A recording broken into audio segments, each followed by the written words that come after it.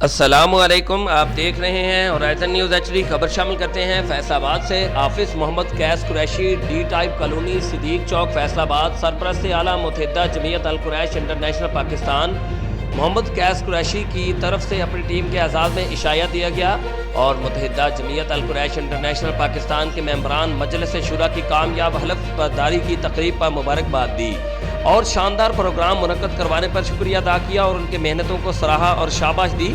اس موقع پر ممبر مجلس شورا متحدہ جمعیت القریش انٹرنیشنل چودھری غلام رسول ریحان نے خصوصی شرکت کی اور تمام ٹیم ممبران نے سرپرست اعلیٰ محمد قیس قریشی کو ہار پہنا کر کامیاب پروگرام پر مبارکباد دی اور اپنے جذبات کا اظہار کیا کہ سرپرست اعلیٰ کی قیادت میں پروگرام کامیاب ہوا اور آئندہ مستقبل میں قوم قریشی کے لیے اتحاد و اتفاق سے شاندار کردار ادا کرنے کا عہد کیا۔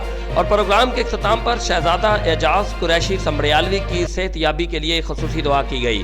شہزادہ آزاد قریشی سمبڑیالوی اور تمام مرحومین القریش کے لیے دعائے مغفرت بھی کی گئی۔ Report Hammad Soomro, division bureau chief Faisal آباد، ہورائزن نیوز HD پاکستان۔